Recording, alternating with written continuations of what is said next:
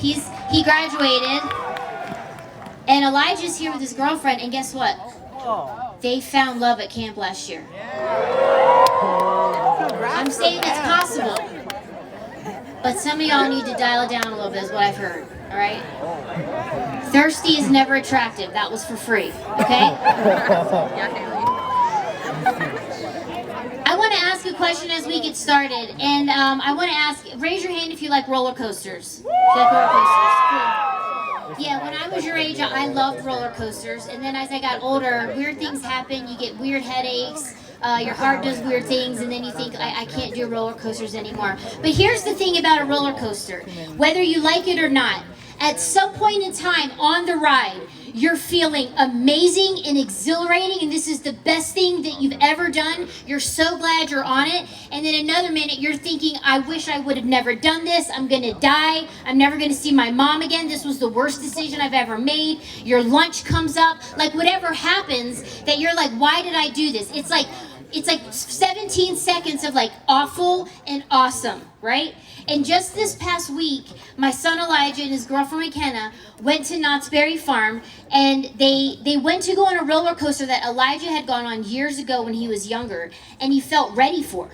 And so they went on the roller coaster, and then when they came home, you know how they try to get you to spend $300 on the picture of you on the roller coaster? I'm glad he had sense. He didn't buy it, but they took a picture of it, and here's what they look like on the roller coaster.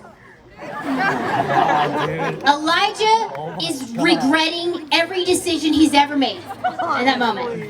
McKenna is having the time of her life. How is that happening simultaneously on the same ride? Someone is like, get me off, and someone's like, let's go again, right? Here's the thing. I actually think that your spiritual journey, whatever that looks like tonight, wherever you are, is a lot like a roller coaster. There's moments like this week where you're up at camp, and it's the mountain air, and you're with God, and you're having incredible worship, you're having incredible cabin time, you're feeling connected to God, it's feeling amazing, you're kind of like, on that high, and then camp is over. And I don't want to be the one to say the S word, but in a few weeks, school. I'm sorry, I just had, it's there. I know, I'm sorry, I'm a buzzkill, I'm sorry. But it's coming, and I don't know what happens to that. I don't even know if you have to wait until school. I don't know what's waiting for you when you come off of the mountain, but sometimes it tends to tank the spiritual experience we were having on the mountain. And it's like a roller coaster. Man, God's awesome. Man, look at creation. Someone had to have created this. This is amazing. God, you and me, we're like this. And then 2 weeks from now, you're not even showing up on Wednesday night. Because something in your life happened, whatever it is, and you're struggling, so you don't go. And here's what I want to tell you. That's normal, and that's okay. But I also think there's something deeper that we need to dive into tonight. We have highs, we have lows. And then we start to struggle when we have those lows, and everything about our faith feels at risk. Is this God thing really true? Like, can I really trust in this God that I can't see? He never talks, but he's always there for me? Like, really? And if that's ever been you, or if that's you right now, I want to talk to you tonight about that, because I think there's something really important for you to uncover. Just a few weeks ago, I was up in the mountains at a different camp, speaking to students just like you, had an incredible night. I took Medi with me. We get down the mountain, everything's cool. We decide to stop for a late night snack. We hit a drive-through. We're having like good conversation. We go to get on the freeway, and the car in front of us goes like 100 miles an hour down the ramp to get on the freeway. And I'm like, whoa.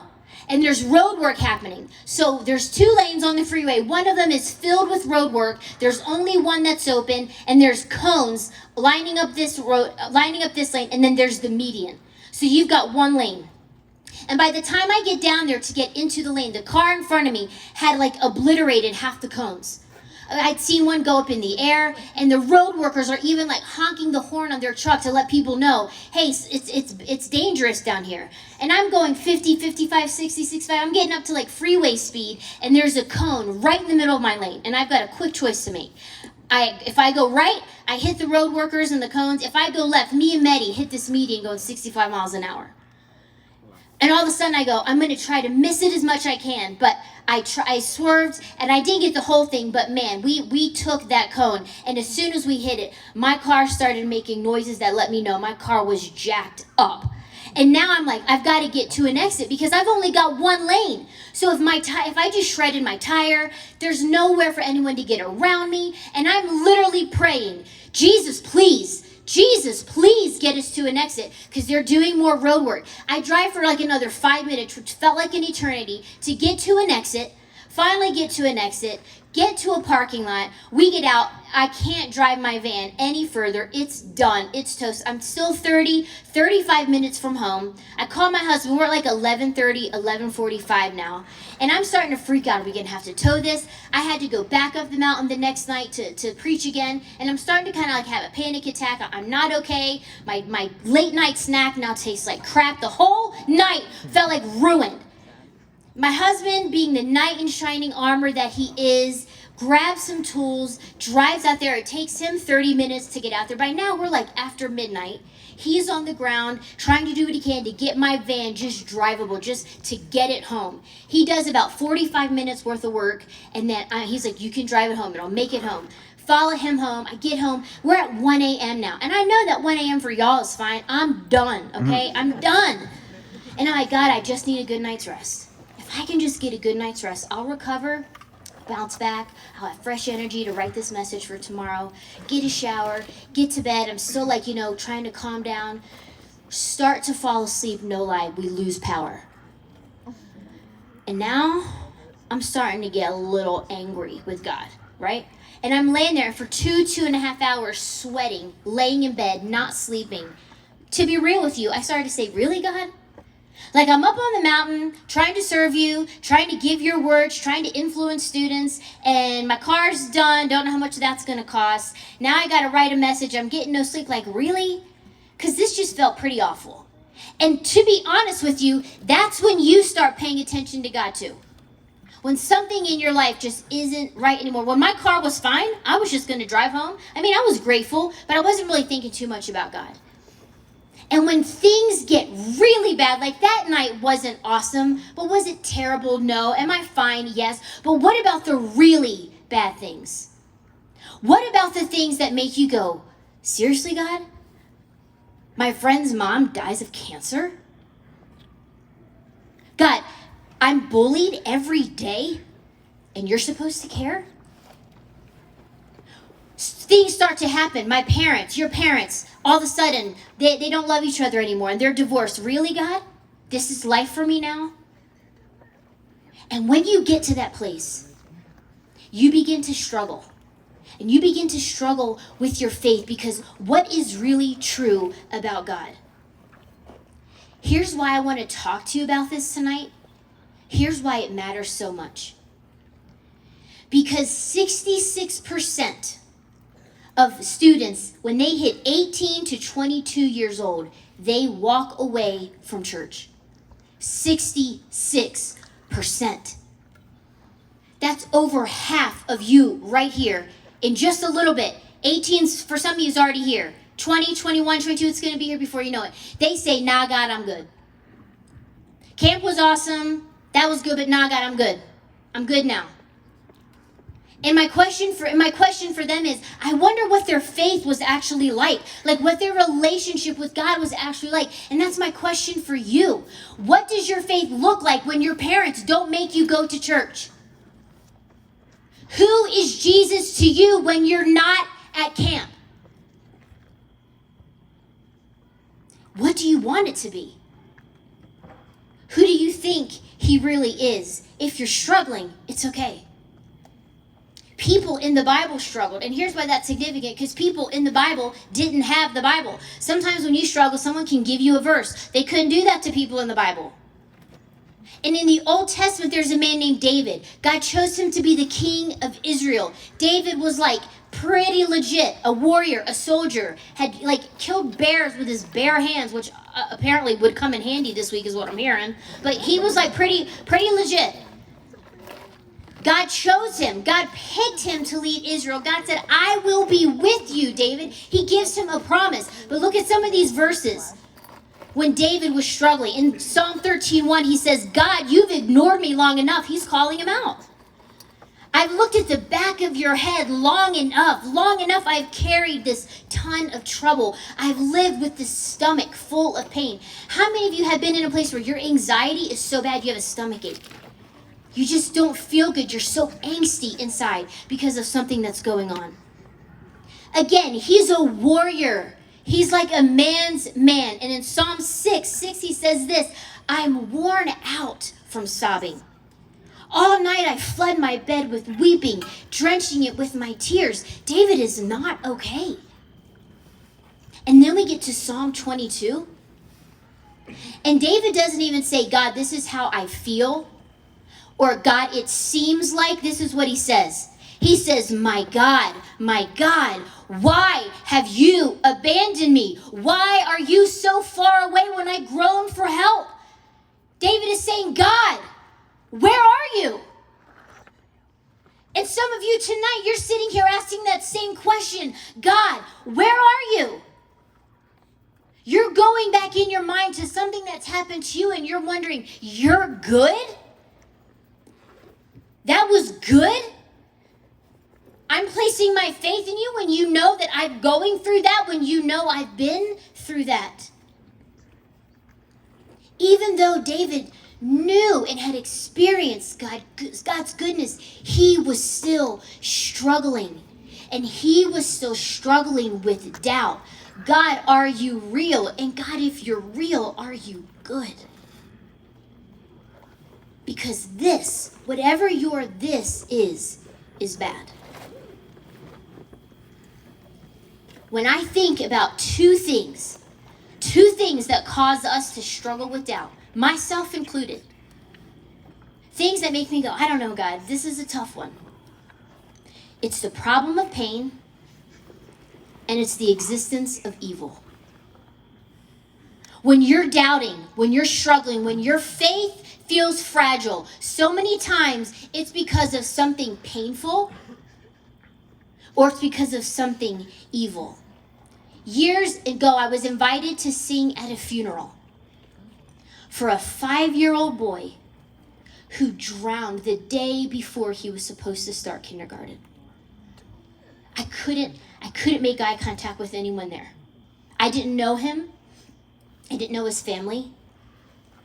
But afterwards, when I was talking to his mom, she said, I've never known pain like this. If I sat with you and I talked with you and I said, tell me your story, what would your pain be? What would you tell me? What would you say? I've never known pain like this. Here's the thing about pain. We want to avoid pain at all costs. Like we want to do the thing, be in the space, be in the place where there's no pain. You guys can raise your hand because your moms are here and I'm not going to tell them. How many of your moms are into essential oils? Yeah, okay, yeah, I heard it, yeah. I get it. All right, I know. Like, honey, you know what? Like, we're just trying to look out for you, okay? A couple years ago, my friend said, you gotta get these oils. And I was like, oh, all right. She was like, it takes away everything. And I was like, seriously? All right. So I bought some. I didn't read the directions or the instructions. I just thought it's oil. I'm gonna put it on whatever's bothering me and it's gonna evaporate and go away because that's what my friend said it would do. And so Elijah comes home from school one day. He was like in middle school. He's like, I have a headache. And he went to get Advil. I was like, do not touch that Advil. I have something so much better. Go lay on your bed and wait for me to come in there and take away your ailment. So he's sitting in his bed, he's waiting, and I just grabbed this oil. My friend said, you want this oil, I think it was peppermint oil or something like that. And she was like, this, you just rub it across his forehead and his temples, and the headache will go away. I was like, Elijah, wait for this. So he's laying there, closed his eyes, and he's like, wow, that smells. I was like, shh. When you talk, I can't do my oil voodoo. Be quiet. And so he's laying there, and I just caked it, and I'm just rubbing it. And about 10 seconds, he's like, Mom, that's burning me. My eyes are burning. And I'm like, shh, I'm taking away your headache, fool. Be quiet. He was like, you're not taking away my headache. It's getting worse because, and then I was like, well, something's not right, because everything my friend told me is like, we were just going to go to this magical place because of these oils. And then I realized I was actually supposed to put a diffuser oil or something like that. I forget what it's called because I didn't read the directions, to take away the burn, because it would burn your skin otherwise. So I was burning my son's skin while I was trying to take away his headache. And he was getting more angry. And I was like, well, listen, at least now you're not thinking about your headache because your eyes are burning. I did something good. He wanted to get rid of the pain. When COVID happened, we were Lysoling our groceries, right? Barely hugging each other. We just didn't know, because everything we heard, we didn't know how bad the pain would be when we got it. And then I got it. And I called my doctor, what can I take so that I can get rid of this pain? Because we don't like pain. And you're sitting there right now thinking about how could I get out of this? My life would be so much better if I didn't have this pain. What do we do with the problem of pain? And then we have the existence of evil. Turn on the news and see what's happening in the world around you. Evil looks like an 18-year-old taking an assault rifle to an elementary school and killing 19 kids and 2 teachers after he shot his grandmother. That's what evil looks like. There's verses in Proverbs that make a list. It says, these things God hates. Proverbs 6:17 and 18. Hands that shed innocent blood. A heart that creates wicked plans. Those things are evil. To see the war in Ukraine and the picture of these refugee children, all because there's a tyrant in another country who's selfish and just wants more for himself. When we read about governments that are so corrupt that there's malnourished children in their country because they don't feed them. Maybe your pain is because of someone else's evil. And when we see evil and we experience pain, our faith feels fragile. But here's what I want you to know. To grow your faith, you must wrestle with doubt. To grow your faith, you must wrestle with doubt. And when I say grow your faith, I have to tell you something. I'm not here tonight interested in talking to you about what your parents' faith is and what your parents want for you. I'm talking to you. You are in complete control of your decision about Jesus and about faith. Nobody else. I'm not here to tell you what Sandals Church thinks. I'm not here to tell you what your small group leader or your counselor wants for you. I'm talking directly to you. What are you going to do? When you think about evil, when you think about pain, you have to bring something else into the equation, and it's this. It's the matter of choice. God created you, God created me, and God created every single human being that's ever lived with the ability to choose, with the ability to make your own choices. And if we pause here and now, I could say, tell me about some of the choices you're making. Tell me how some of the things you're choosing to do right now you know aren't good for you, but you're doing them anyway. Tell me about the things that are going on in secret that nobody knows about because you're in control. You have it covered. You're getting to choose. You're making a decision. And here's the thing about choices. You get to decide your choices. You don't get to determine your consequences. You're in complete control of the choice, but you are not in control of the consequence. And there are so many times where people make a choice. They choose something, and their choice causes pain for hundreds or thousands or even millions of people. So then you have to ask yourself this question. If choice results in so much pain, and so much devastation and even so much evil. Why did God create us with the ability to choose? So that you could choose him. If you were created with the ability to choose love, you were created with the ability to choose hate. And if you are created with the ability to choose kindness, then you were created with the ability to choose bullying. If you were designed and created to choose discipline and hard work, then you are also designed and created to choose laziness. But the reason why God created you with the ability to choose is because he's giving you the opportunity to choose him. When I was 9 years old, my mom gave birth to my baby sister. And 9-year-old little girls, that was like a dream come true because we're into babies and baby dolls. And it was like I had a real life baby doll in my house. And I would watch everything that my mom did with my baby sister. She'd burp her and she'd change her and then she'd feed her and she'd give her a bottle. And I would sit there and I would watch them this is the life. This is all I want in life is to have a baby. But I was 9, so I was off the table. And then Christmas came. And back in those days, sorry, I'm going to date myself, there were commercials and magazines, catalogs they were called, where you got to pick out what you wanted for Christmas. And there was this baby doll called Baby Talk. And here's what it said: acts like, sounds like a real baby. And I knew right then and there I had to have it. Because there was a real baby, and now I could have my own. And it didn't matter to me that 9 years old, the real baby in my house couldn't talk, but I was going to get Baby Talk because that sounded even cooler than a baby in my house that couldn't make words. And so when I got Baby Talk for Christmas, it was amazing. I would sit next to my mom while she fed my sister a bottle, and it came with a bottle. And I was probably too rough with it, I shoved it into Baby Talk's mouth, and she'd make this noise I was like, yep, she's eating. And then I'd pick her up and I'd put her here and she'd go, eh. But then I never put together that she said, excuse me, Mama. I'm like, wait, she's talking, but who cares? She's my baby. I don't care. But the best part of Baby Talk was after I would brush her hair and wrap her in her little baby blanket, she would say, I love you, Mama.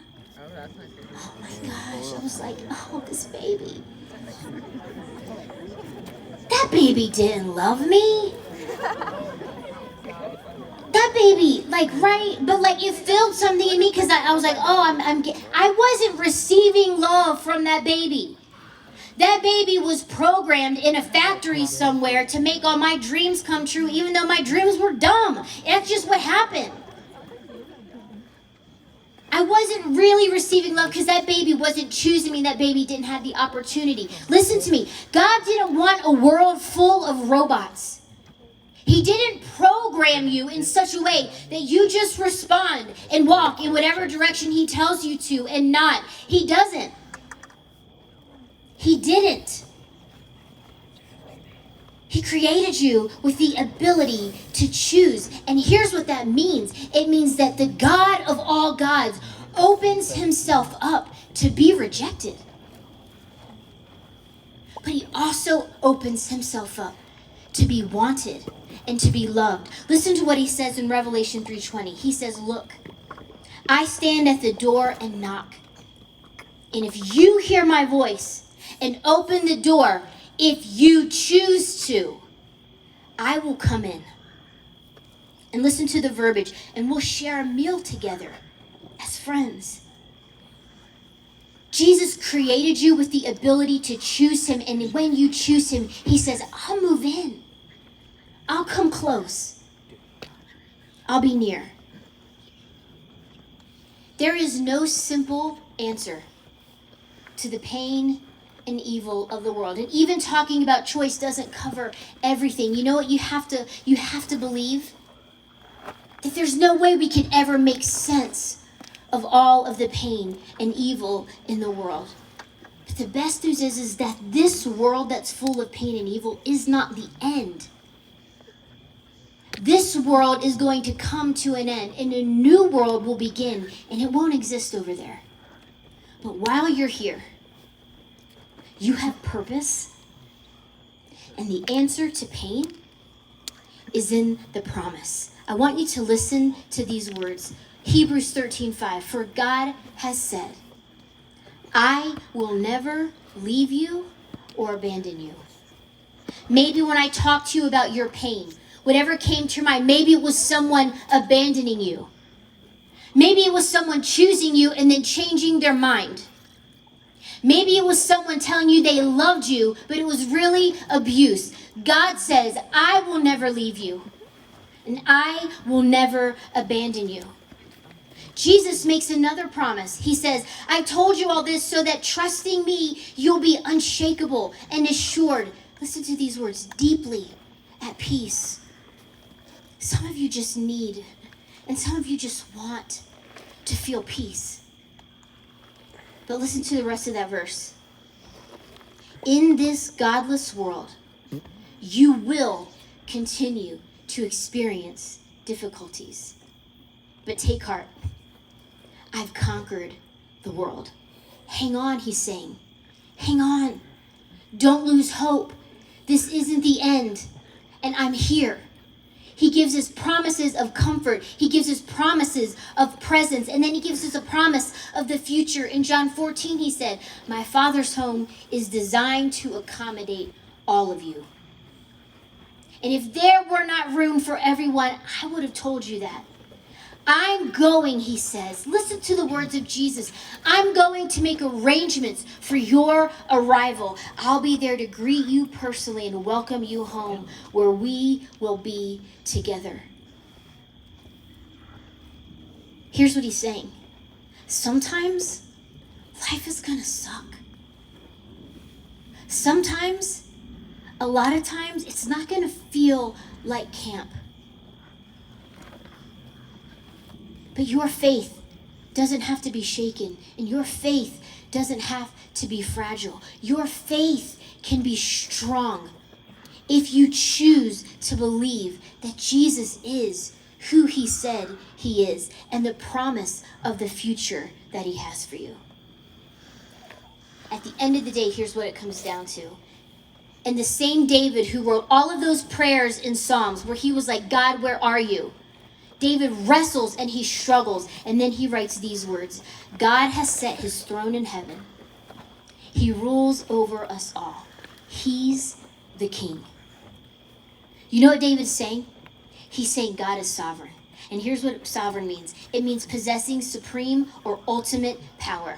God is in complete control. There are times where someone makes a choice, like when I was in high school, and a guy that had graduated just a couple years ahead of me decided he was going to go out and party with his friends. And so he did. And he got drunk. And he invited my friend Steven into the car with him. And as they were driving down the road going around a curve, Joe lost complete control of the car. It ejected Steven from the car. The guardrail came in and sliced off Joe's legs, but it took Steven's life. God didn't do that. That was a choice someone else made. And that choice has repercussions to this day. Joe lost his legs, he's amputated, but he also lost a friend. And Steve's mom lost her son. The world is full of pain. What you need to wrestle with is how much of your pain is going to be self-inflicted. Or are you going to choose to say, you know what? I believe that God is in control. And I believe that God has a plan. And so I'm going to choose him rather than choosing the other things. And you're going to be tempted with this every single day of your life. And it doesn't end after high school, and it doesn't end after college, and it doesn't end when you become grown and get married and have kids. There's an enemy, a real enemy after your soul. And he is against you making the choice to choose Jesus.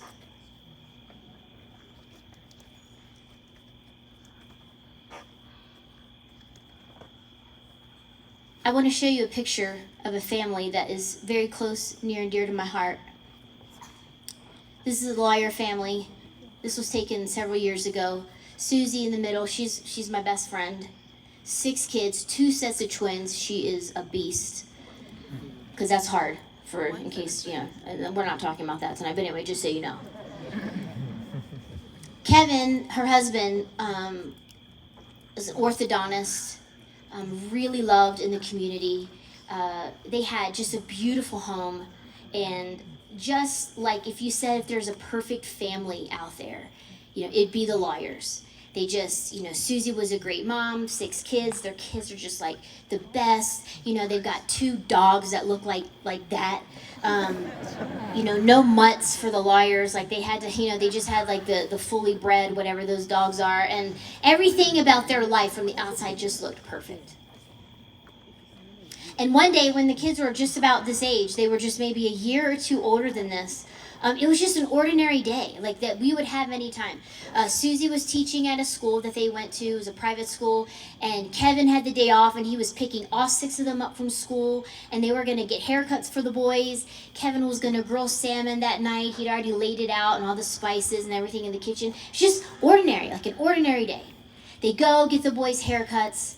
They're driving home. They're a mile from their house, and they get hit by a truck that was delivering food to a grocery store.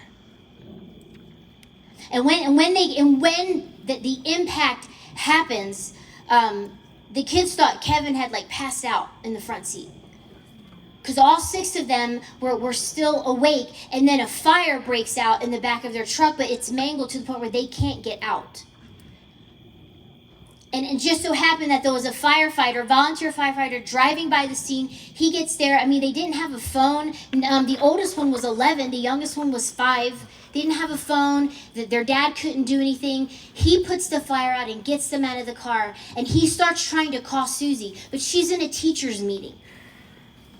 And so she looks at her phone, and it's a number she doesn't recognize, so she just ignores it and keeps paying attention to the meeting. And the phone just keeps ringing. It keeps ringing. And she ignores it until finally, after about the 10th or 12th time, she answered, and it's the guy on the side of the road, and he said, "I need you to come, there's been an accident." And of course, she's filled with pain, and she's asking how everybody is, and he's not giving her a ton of information, so she leaves, and when she gets there, they direct her to the police station, because by now, they've started like fielding her kids to different places. And her oldest daughter, who's in the front seat, broke her nose from the airbag. And her sons just had minor scrapes and bruises, and her youngest daughter had been flown to a trauma center for a head injury, and she kept saying, "What about my husband? Where's my husband? What about my husband? Where is he?" And finally, when she gets to the police station, a police officer looks at her and he says, "He didn't make it." And she's in total disbelief. My 6 kids survive. My husband doesn't. She immediately goes to the hospital where most of her kids are, and they start asking, "Mommy, where's Daddy? Mommy, how's Daddy?" And she's thrust into the worst moment of her life to tell her children that Daddy is in heaven. And Daddy's not coming back, but we know Daddy's in heaven. She's trying to make the best of it. And all 6 of them survive. But then Susie begins, and all 6 of them begin the worst thing imaginable. Because they go home, and there's the salmon sitting out that he was going to grill, but he's not coming home to grill it. And everything about life that was so good and so perfect, ruined, gone forever. And not too long after the accident happened, Susie told me that a friend sent her this verse, Romans 8:28. It says, "We're confident that God is able to orchestrate everything to work towards something good and beautiful when we love Him and accept His invitation to live according to His plan." And you know what? She didn't believe that. Because nothing was good about that situation. And sometimes when people are in pain, we mean well, we want to tell them something. But man, sometimes we just gotta let people sit in their pain and sit with them. And she got angry and sad and disillusioned and just started questioning everything. Because everything that she had was so good, and now everything that she had was so bad. And these kids not having a dad, all of a sudden, how is anything good coming of that? And I want to ask you, think about all of the decisions that you make in your life based around if it's good. I don't want to eat that because that doesn't taste good. I'm breaking up with him because he doesn't look good anymore. I'm skipping practice because practice is hard and practice doesn't make me feel good. Or I'm going to keep doing this thing that my parents and other people have told me to quit because it's not good for me, but I'm going to do it anyway because it feels good to me. If we're honest with ourselves, come on, if we're honest with ourselves, good, what's good is what matters most. And when something bad happens, and Jesus has said that bad things will happen, we're confronted with a question: has my good become my God? Has the good in your life become the God of your life? Because if it has, your faith is always going to be fragile. Your faith is always going to be ready to shake and move. You're going to be ready to be one of those 66% that say, nah, God, I'm good. You saw me go through that, nah, God, I'm out. I'm good. Is the God that you're singing to tonight, is the God that you're worshiping, is the God that you're talking to, is he the real, true God, or is he a God that you've created around your good?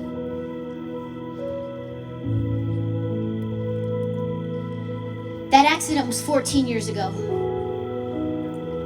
14 years ago. And just last year, I was at the wedding of Josh, who's the oldest son. I got my picture taken with the 4 girls. They're grown, beautiful girls. Mason on the end here on the right, she's getting married in October. Katie, who's on the end over here, she gets married in 2 days, and her dad's not there to walk her down the aisle. But somehow, they're all in love with, connected to, and following Jesus, even though they've walked through so much bad. And I've asked them, how? How? And I want to give you their words, not mine. This is what Josh said. There were absolutely moments I struggled with my faith following the accident. In fact, as I've gotten older, I still wrestle with God over why my dad died. I think it's totally normal to question God and wrestle with things. However, I have learned that life isn't easy, but God is going to be there through it all. It gave me peace knowing that God was walking with me through everything, and he promised he would never leave me. Here's what Katie said. I've had to learn that my relationship with God, listen to this, isn't based on my feelings.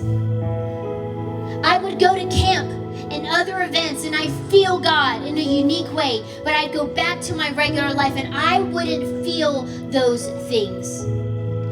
I've learned that it's okay to wrestle with my faith, and when I had questions, I realized God was okay with that. He wasn't afraid of my questions. And when I struggled to believe that God was good, I remembered that Jesus didn't promise me a problem-free life. He promised to be with me through my problems.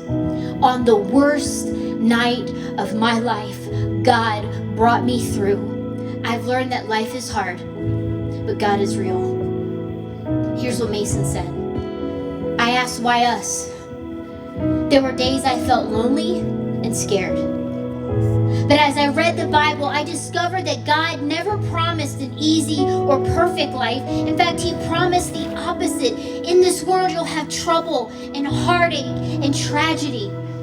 But he's also promised he would be with me through the pain I was going through. And I chose to believe that Jesus was good even when it didn't feel like it. He gave me a real hope, knowing that there's a place called heaven. My dad is there. And not only will I see him again, but loss and pain and suffering don't exist there. I had to move from feeling God to choosing God. She chose God. And you don't have to experience death or walk through something like them to be confronted with the same choice. We're all confronted with the choice. And the question tonight is, what do you choose? What do you choose? You're not choosing a thing. You're choosing a person. You're choosing a person who has chosen you and will never, ever change his mind. We know that pain and evil came into the world because sin is in the world. Your sin is a problem. My sin is a problem. The sin of the world is a problem, and the solution is a person. You may have heard John 3:16. You may have read it before. You may have said, yeah, I know about that, but I want you to listen tonight with fresh ears. Listen, for this is how God loved the world. Take out the world. For this is how God loved you. You. Just you. He gave his one and only Son so that everyone who believes in him will not perish, but have eternal life. The next verse is so beautiful. I want you to grab a hold of it and listen. It says this: God did not send his Son into the world to judge and condemn the world.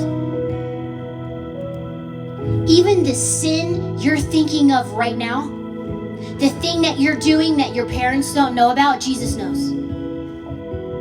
The thing that you're thinking about doing, or the thing that you've already done, Jesus knows. He knows everything. He's sovereign. He's in complete control, and he has all knowledge.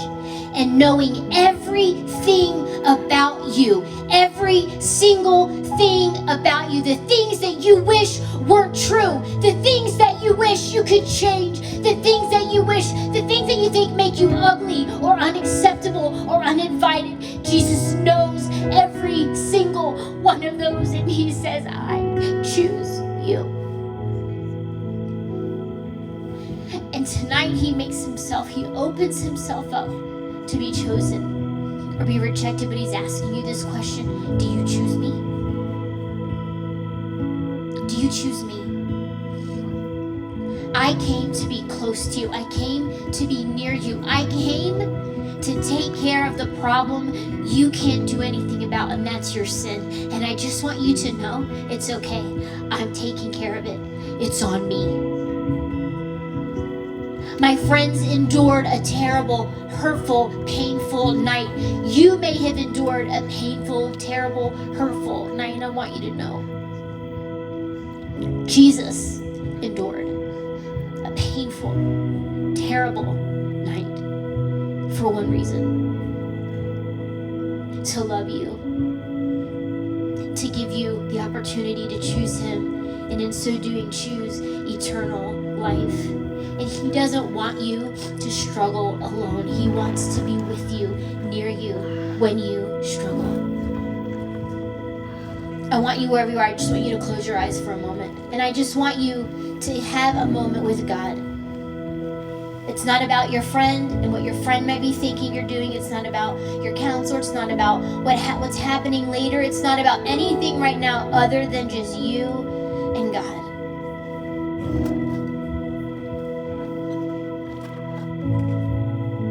This is what Jesus says. He says, I choose you. I know everything about you, and I choose you. I gave everything I had to prove my love to you, and you don't have to prove anything to me. My love is a gift. You don't have to earn it. You couldn't earn it if you tried. It's a free gift. I know about your sin. I know about your struggle. I know about your doubts. And it's okay. It's okay. Bring them right here. I'm big enough. I'm strong enough. I'm able to take all that. I'm opening myself up to you tonight. I'm telling you that I choose you. And I'm asking, will you choose me? If you, for the first time tonight, you say, I've never chosen Jesus. I've never actually put my faith and my trust in him as the Savior, as the only one who can take away my sin, the punishment of my sin, and give me an eternal future with him. I've never done that. Maybe you've gone to church, maybe you've sung the songs, maybe you've gone through the motions, but you personally have never said, I choose Jesus. If you want to do that tonight, listen. There's a simple prayer. There's not magic in these words. It's you believing what you're saying. If you want to choose Jesus tonight, you just repeat after me right from your seat. Jesus, I believe that you are who you say you are. That you died for my sins.